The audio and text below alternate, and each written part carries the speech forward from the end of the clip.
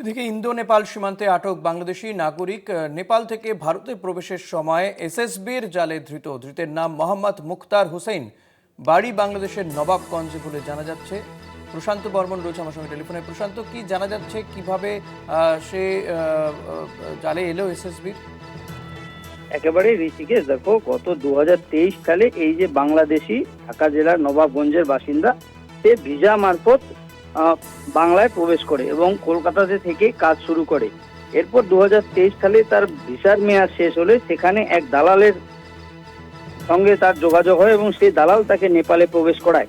2023 সাল থেকে গতকাল পর্যন্ত সে নেপালে ওয়েল্ডিং এর কাজ করত এবং যখন তিনি শুনতে পারেন এ বাংলায় প্রবেশ করলেই স্বদেশে পাঠানোর ব্যবস্থা করছে সরকার, তার মার কাছ থেকে কথা শোনা মাত্রই সে কিন্তু ভারতে প্রবেশের চেষ্টা করে। তবে সীমান্তে যখন আসেন এসএসবি জওয়ানরা তাকে আটক করে স্বভাবতই পরিচয়পত্র জানতে চায় এবং পরিচয়পত্র দেখে সেই যে বাংলাদেশি সে কিন্তু বাংলাদেশি ভিসা এবং পাসপোর্ট দেখায়, যা মেয়াদ উত্তীর্ণ।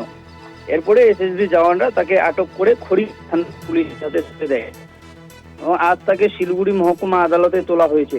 তবে এই বাংলাদেশি আদৌ কি কারণে এসেছে তা যেমন খতিয়ে দেখা হচ্ছে, অপরদিকে যেভাবে বাংলা থেকে বাংলাদেশে ফেরার জন্য হিড়িক লেগেছে বাংলাদেশে, সে কারণে আরো বাংলাদেশি থাকতে পারে বলে গোয়েন্দা বিভাগ কিন্তু তদন্ত শুরু করেছে।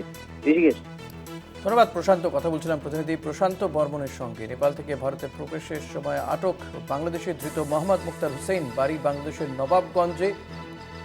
পানি ট্যাঙ্কি সীমান্তে চাঞ্চল্য, ফরেনার্স অ্যাক্ট ও পাসপোর্ট অ্যাক্টে মামলা রুজু করা হয়েছে।